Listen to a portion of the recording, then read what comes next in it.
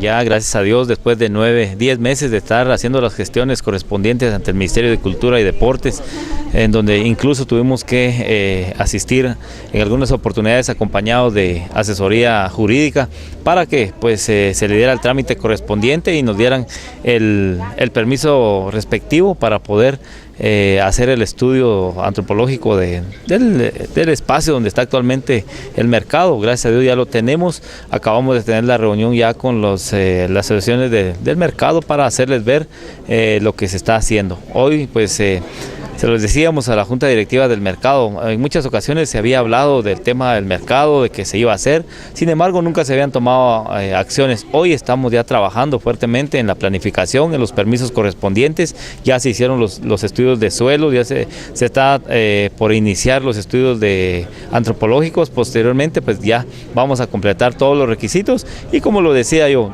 en su oportunidad, vamos a tener la planificación, vamos a dar de una vez y tener listos los documentos para ver cuáles van a ser las fuentes de financiamiento, y lo más importante es de que queremos que ese mercado siga siendo municipal, pues para que perdure por muchos años, pero yo creo que ya tenemos la fuente de financiamiento también, independientemente de quién vaya a estar al frente de la comuna el próximo año.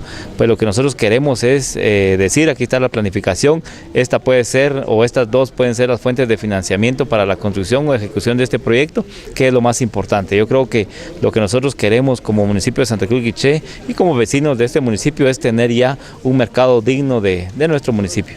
¿Ya has tenido acercamiento con las asociaciones de comerciantes? Sí, efectivamente, ya tuvimos la semana pasada una reunión con las 3 asociaciones. Posteriormente tuvimos la reunión en el salón municipal más conocido como el Tonelón, en donde también fui a darles a conocer qué es lo que estamos haciendo, cómo llevamos la planificación, qué pasos corresponden dar, aclararles de que no es ninguna privatización del mercado, aclararles de que el estudio de suelos, el estudio antropológico no significa ni tiene que ver nada con el tema de minería. Fueron 2 puntos específicos que fuimos a aclararle a los vecinos, pues que tienen un espacio, un puesto dentro del mercado municipal. Yo creo que vamos bien, gracias a Dios. La intención fundamental es ya el de construir este nuevo mercado y pues empezar a liberar ya nuestras calles y avenidas que pues por la misma necesidad y la falta de un espacio han sido tomados por varios comerciantes.